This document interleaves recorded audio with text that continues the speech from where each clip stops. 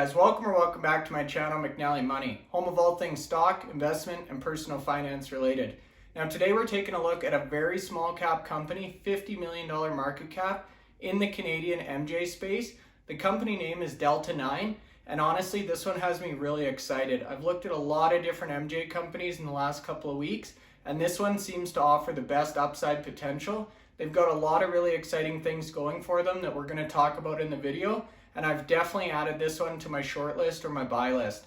Now before we get into the video, please take a second to like and subscribe to the channel if you haven't already. And let me know in the comment section below if you currently hold Delta 9 or you're looking to get involved with this company in the near future here. Now without further ado, let's jump right in and get into the video.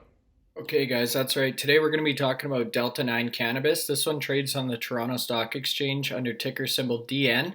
It had a 2 cent or about 4% pullback here on Thursday. I'm recording this video Thursday night after market close. So you can see as of close, it traded at 50 cents Canadian. This one has me really excited, you guys. I've looked through a lot of small cap MJ penny stocks over the last couple of weeks. And this one honestly has, number one, the lowest market cap of any that I've seen, but a really cool business model that we're going to go through with a lot of different angles and aspects that Delta 9 is responsible for and really contributing to the overall success of this business. So hold on over the next maybe 20-25 minutes, and I hope that I can persuade you to definitely add this one to your watch list or even maybe make a purchase. This one is one that I'm going to be seriously considering adding to my portfolio. I just made a purchase recently on High Tide, which was also involved in the retail space. And you'll see a few of the other companies mentioned in this presentation that we've talked about over the last couple of weeks. So it's really cool for me to see how all these companies interact, compete with each other, and really live in this Canadian MJ ecosystem. So I briefly touched on market cap. It currently trades at $51 million. I love market cap, you guys. This is the common denominator between all stocks. So this really means more to me than share price. This one closed at 51 million, which is about a quarter to a fifth of a lot of the other companies we've been reviewing. So if you think about things like WeedMD, Valens, Tilt, they're all in kind of the 250 million market cap range. So this one is definitely a small cap in every sense of the word. Now, if we pull out to a 6 month, you can see here it's been trading in this kind of 50 cent range for quite some time. It did have a nice little jump here up to just about 70 cents in mid-February. That's when all of these MJ stocks got a lot of attention and really got hyped up. And it's now pulled back really nicely to kind of that 50 cent support range. So to me as an investor, this looks to be a really good entry spot. If I then pull out to a 1 year, you can see it was trading pretty close to 50 cents all the way back in April of 2020. So really, you're getting it for the same price as you could have at that point in time, but they've had a ton of recent developments and the company's in a lot better place than it was a year ago. So I couldn't find an About Us section on their website, but I wanted to give a real high-level intro of what Delta 9 does. Then we'll talk about their leadership team, their product offering, business model, and then a couple recent articles that just came out. I'll then give you my price prediction and kind of my strategy on trading this stock moving forward. So hold on, and I think this should be a really exciting video. Now, if we scroll down on their investor fact sheet, this is from 2020, so fairly recently. This is Q3, so there have been a few changes. But in a nutshell, this is essentially what Delta 9 does.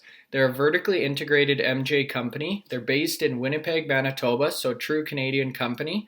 They've got 6 years of operational experience, which makes them actually one of Canada's oldest MJ companies around, considering that this is a very new industry. They've got 3 diversified revenue streams, so they participate in the wholesale, retail, and business-to-business verticals, which we'll talk about. They've got licensed retail in multiple provinces. This number is outdated, so they've actually got 10 stores open now. Their business-to-business offering actually includes production equipment and their proprietary grow pods, which we're going to spend some time on because I think this is really the X factor with this company. And this really starts to talk about these unique grow pods. Now, I don't want to give too much away in the intro here, but essentially what they are is modular, stackable, scalable units. So they're self-contained grow rooms, essentially, that this company has produced and is now actually starting to sell to other producers. Now, I did want to take a second and double click on the leadership team here. There's 2 people I specifically wanted to talk about. So Bill Arbuthnot, who's the co-founder, president, and chairman.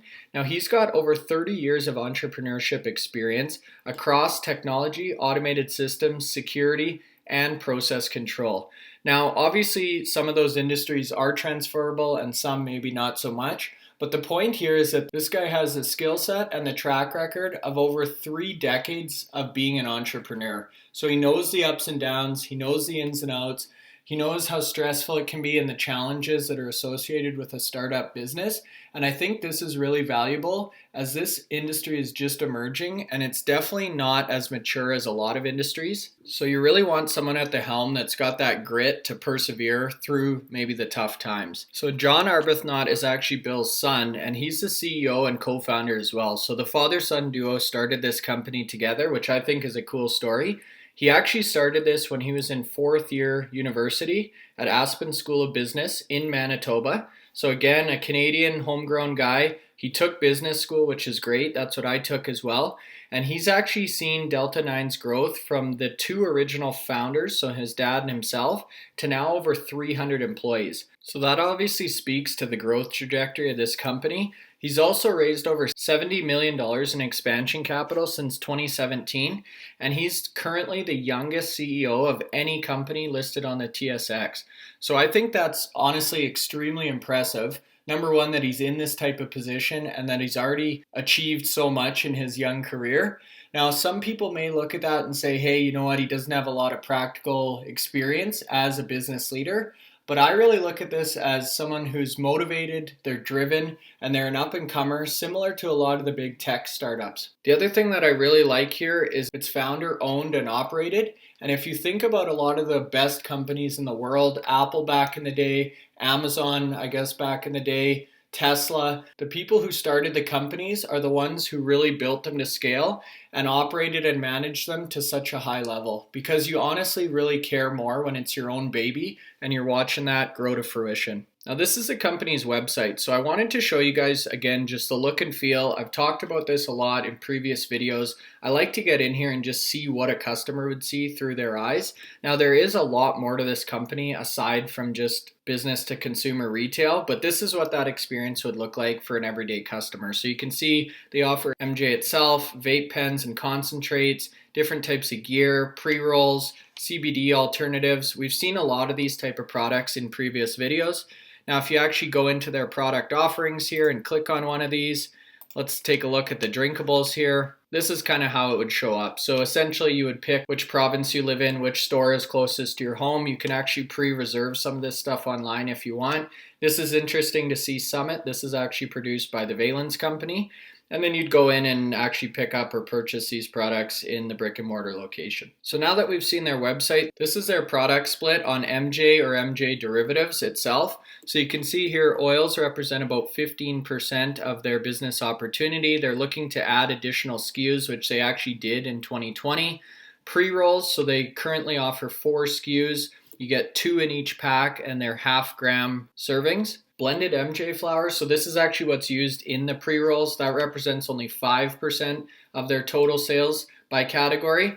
And then the big one here, the 70%, is actually the premium dried flower. So we're gonna see an example of all the different kinds that they offer. They've got 30 different SKUs at the time this deck was put together. I believe they're up over 50 now, but that's really where they focus on making a lot of their money, is the traditional dried flower product. So if we then take a look in more detail at the assortment or the strains that they offer of the dried MJ, you can see here the list is fairly long. Actually, now they have over 75 unique genetics.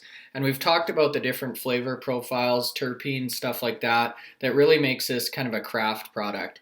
Now, what I thought was interesting here is of the ones they've listed, you can see they're very high THC potency, not so much on the CBD side, with the exception of the skunk haze. So this company really focuses on the high-end potency in terms of THC percentage, and they actually call that out right on their deck here. And very similar to what G-Tech's mindset or thinking is, they feel like the high end is actually the most protected from any price compression. I've talked about this price compression in a number of videos, but I really feel like companies that are involved in the cultivation or growing of the flower product itself, not any of the derivatives, they're the most at risk as new competitors come into the market, because that's generally where companies start out, and then they start to get into the processing, extraction areas of the industry that have a little more barrier to entry. and for example, Valens is very knowledgeable in. So now that we kind of understand who's running the company and what they do, we're going to look at what attracts people as investors to this company. And I love this slide. It's actually on their website itself. It's labeled reasons to invest, and that's exactly what I'm looking for. So as we scroll down here, you can see they're a fully integrated MJ company. So we've really looked at their retail product offering, but there's so much more to this company behind the scenes. So they've actually got an 80,000 square foot facility that's licensed by Health Canada. They've got hundreds of these proprietary grow pods under license, which we're going to talk about in more detail in a second here.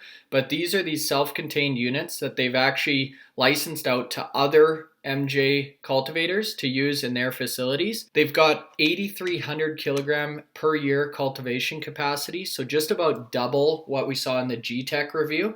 Now we're going to talk about some of the differences there in terms of cost of production and cost of sale, but it is a fairly reasonable cultivation capacity. Then on top of that, they've got 25,000 kilogram year capacity for processing, so that's actually turning that core input or dried flower into 2.0 derivatives. They then have a license to sell wholesale consumer packaged MJ products in Manitoba, Saskatchewan, Alberta, BC, Ontario, and Newfoundland. So they really do span Canada quite nicely. Now there are a few provinces, maybe like Quebec, that they don't currently have access to, but they're working on getting that moving forward. Now this was also interesting. They've actually got supply agreements with Auxly MJ Group, and we've done a review of Auxly on the channel just recently here. So if you haven't watched that one, definitely check it out as well. But it's, again, like I said, cool to see the companies interacting with each other. And this was really interesting to me as well. So cost per gram in terms of their production was under 70 cents in Q4 of 2020. And if we think about G-Tech, for example, they were closer to about the $2 point in terms of production cost. Now, when we start talking about their price per gram in terms of sales opportunity, you'll see some differences there as well. But this is an extremely low cost of production for any of the companies that I've reviewed over the last couple of months. Now, switching gears a little bit here, we talked about retail. I mentioned there's currently 10 stores open. Now, in the initial presentation, they said they were targeting 13 stores within 2021. They've now upped that to 20. So that shows me as an investor that the growth is actually outpacing their own prediction, which is great to see. So essentially, they're going to double their retail footprint within the year here. And the other point, which is really solid to see, is they've got industry-leading revenue per square foot in their retail locations. So it really means they're maximizing that store profitability. They're picking high traffic areas, and they're being very selective of where they open these locations. And the final pillar here is business to business. So this is actually the sale of these grow pods to third parties. They're also involved in the sale of cannabis genetics. So we saw they have 75 strains that they are actually selling to other companies. They're involved in the consulting and Health Canada licensing service process. And business to business revenues have actually contributed over $12 million in the last 12 months or 4 quarters. So it is a sizable chunk of their business. And that's really, for me, what's so attractive about this company is they've really got a strong grasp on multiple areas of the MJ ecosystem. So now I wanted to take a second and really do a deep dive into these Delta 9 grow pods, because I think this is really cool. And this is something that I haven't seen with any other MJ company that I've looked into. So essentially what these are is retrofitted shipping containers, or C-cans. So these are the big things you see on the back of trucks or trains. They've been fully overhauled and customized with wall panels, electrical, lighting, and HVAC systems, as well as security. So essentially you could buy one of these, put it anywhere, and it's a self-sufficient cultivation or grow pod. Now there's a number of benefits that come along with this, so I'll list them out quickly here and then we'll talk about some of them in more detail. So there's extremely high yields and quality. They're actually able to collect data and analyze the harvest from each of these different units. They can mitigate crop loss and the risk of contamination because they're fully self-sustained. They've got a world-class bank of strains and genetics as a result of their 6-year experience in this industry and their relationships with other MJ producers. Now, they currently have so many of these strains, they're not able, or I guess they don't want to produce all of them at once, so they've got a big reserve if the taste of customers maybe changes, they can then swap strains out or substitute them to really rotate the product offering around. And the other thing I thought was cool here is they're actually stackable. So you can fit a ton of these in a warehouse, and it really goes to that efficiency or cost of production bottom line. And they then start to talk about the low-cost cultivation in more detail. So because they've got this so dialed in, Delta 9 can now expand for less than $100 a square foot, which includes installation. And that's unheard of in this industry. If you're building out custom retrofitted greenhouses, they're extremely expensive to put up, and you really need to know what you're doing in order to get that top quality product. Whereas here, it's a turnkey solution. This talks about their cost of production per gram. So you can see here again, they quote under $1 per gram, which actually places the grow pods in an industry leading category for product efficiency. And this is again just off the shelf. Anyone who purchases one of these, once they're up and running, should be able to hit those costs per gram. And then the final point I thought that's cool here is because they're actually smaller units compared to some of these massive grow operations or even the outdoor production that we saw with WeedMD, there's a lot lower risk of contamination. And if one batch or crop does spoil or something happens, it really doesn't risk your entire harvest. So that's nice as an investor to really minimize the downside risk. They do use hydroponics, so everything's grown in water and then the nutrients are supplied through that water. So that's really nice in terms of setup costs and for the speed at which they can switch crops over, harvest, and then get a new grow up and running. So now that we've kind of seen how the pods themselves work, this is the Delta 9 facility we talked about. So you can see here, they've really taken this modular scalable production to the next level. They have 297 of these pods in this facility. And again, the annual production of this is over 8,300 kilograms. So as of right now, phase 1, you can see here in the dark gray, is 47 total acres, but they do have the option to purchase the remaining 40 acres if they wish to expand further. Now this slide really goes into the numbers behind each phase of their expansion. So you can see here phase 1 and 2 are fully funded. That's about 134,000 square feet with about 420 grow pods. So about 120 more than are currently active and licensed. This would get their output up to 12,000 kilograms per year. And you can see as they move through phase 3, A, B, and C, they're looking to get upwards of 43 to 55,000 kilograms a year of output. So 4 to 5 times where they are right now. And keep that number in mind as we start to look at revenue. Again, this is only one portion of their business. They've also got all the retail and stuff like that. But they are looking to ramp this exponentially over the next couple of years. Now this slide I wanted to look at just quickly. It talks about MJ 2.0, so some of the derivative products here. You can see here sales and production. This is their Health Canada licensed facility, so obviously that's based in Manitoba where they started.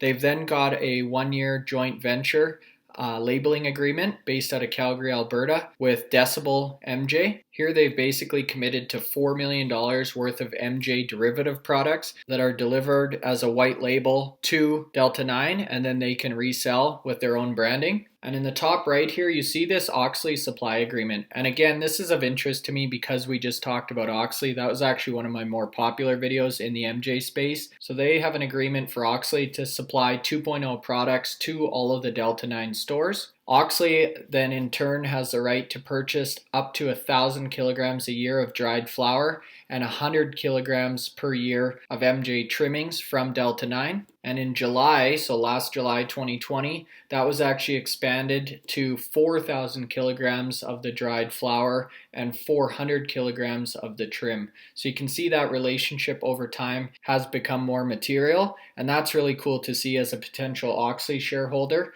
that these companies are working together to expand both of their product offerings. So now we're getting into the meat and potatoes here. Now this is only up until Q3. We will talk about forecasted Q4 earnings towards the end of the slide, but I wanted to show the quarter over quarter improvement here. So you can see the total grams produced over the past 4 quarters has gone up from 1.3 million to just about 2 million or 1.9. So that's great improvement. It's up about 50% in the last year. And the interesting thing here is the cost per gram production has also declined. So they're making more of it, but it's getting progressively cheaper per gram. Now, obviously, if you're producing more, then you can sell more. So you can see here the total grams sold has also increased. This is up double from Q4 of 2019 to Q3 of 2020. And the average selling price here, this is interesting. So you can see a year ago it was selling for $3.60 a gram. It then peaked out at about $4.50, and it's now at a low over the 12-month period. So they're actually selling at $3.08 a gram. And when we looked at something like a G-Tech, they were closer to about $8 or $9 a gram. Now keep in mind their cost of production was closer to $2, so they definitely spend more money to make their product, but they're also able to sell it at 3 times what Delta 9 is. So when you put these companies on the spectrum of quality versus quantity, I would definitely say G-Tech is more focused on the high-end quality that commands a better premium, and this company, Delta 9, is focused more on the quantity. Maybe they're selling for a lower price, but they're selling more of it. And one side note on that, I should point out that that's their wholesale selling price. If you look at their actual retail selling price, it is up over $7, so still below G-Tech, but it is substantially better. Obviously, wholesale, you sell at a discount. Retail, you sell at a little bit of a premium. So you can see here, this is really what combines to get you that full 1.9 million grams.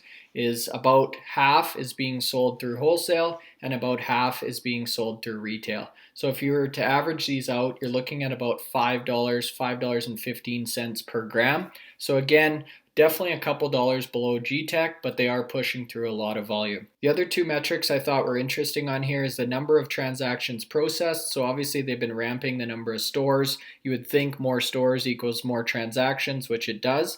So they're up about 50,000 over Q4 of 2019, up to about 185,000 transactions.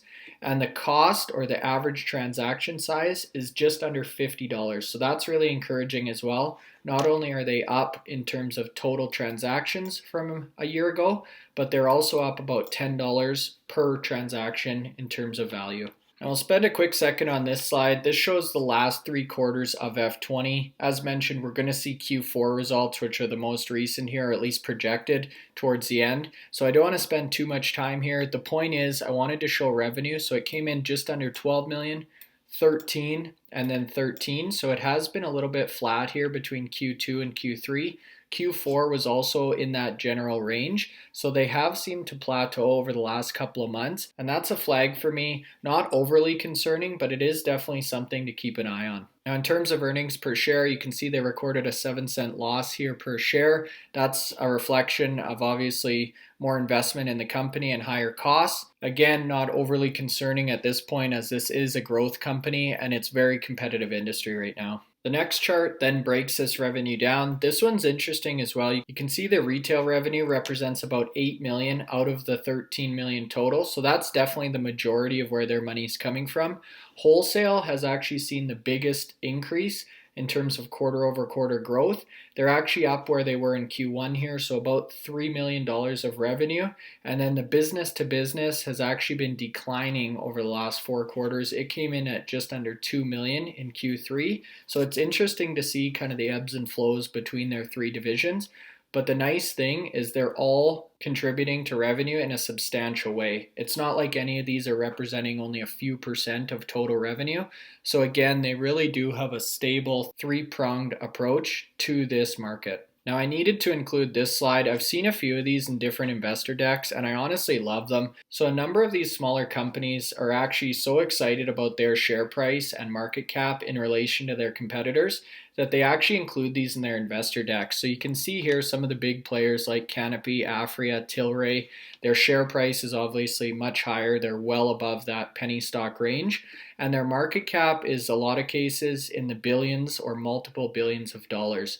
It then looks at enterprise value to EBITDA for F20 and F21 expected, and then enterprise value to revenue for 20 and 21 expectations. So you can see here, Valens is actually listed on this as one of the lowest cost MJ companies in terms of F21 EV to EBITDA at 3.2 times, and enterprise value to revenue at only 1 times F21 expected rates. So that's why I'm so bullish on Valens. That's actually my biggest holding in my entire portfolio of any stock. But Delta 9 actually comes in very comparable, especially in the EV to revenue category. And in terms of EV to EBITDA, it comes in about 2 times what Valens does, but it's substantially cheaper than some of these big companies. Canopy, for example, is trading 84 times EBITDA as compared to their enterprise value. Now, in both situations, whether you're talking about Valens or Delta 9, they're well below the average for Canadian MJ companies, and that's awesome to see. They are a little more speculative. There is a little bit more risk than some of these more mature companies, but I think the upside potential on a lot of these small cap penny stocks is just tremendous. So to close out the video, I wanted to touch on 2 articles that just recently came out. This one was from March 4th. Now, this talks about Delta 9 achieving a partnership with one of these micro cultivators. Now, this in itself isn't overly compelling. What I thought was really cool about this is it really shows the ability of them to sell these pods to other companies. So if you scroll down here, you can see the company they're talking about in this specific article is 4th Generation Cannabis, who just received their license from Health Canada. But it really talks about 4th Gen taking advantage of this proprietary turnkey grow pod system. And I see this as a huge macro trend for this company. As a lot of these small cultivators start to receive their Health Canada licenses and come online, they're really looking for low-cost solutions to get their business up and running and get revenue flowing. And these turnkey pods, I think, are the perfect solution.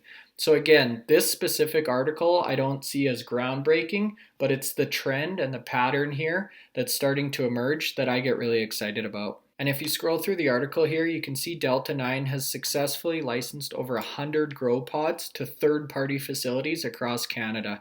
So again, I think this is just the tip of the iceberg. This business-to-business revenue stream is going to explode over the next couple of years. So to close out the video, I just wanted to talk about their guidance and timing for year-end results. So this one came out February 10th, and it talks about full year F20 results. So you can see here for the 3-month period ending December 31st, so Q4, they're expecting 13.7 to 14.2 million. So again, pretty similar to what we saw in Q2 and Q3, right around that $13 million mark. They did manage to increase revenue by about 30% over Q4 of 2019. So that's encouraging year over year, but it's that quarterly growth rate that seems to have stalled out a little bit. And that's what this bullet point talks about here. So it's about a 5 to 8% growth over Q3.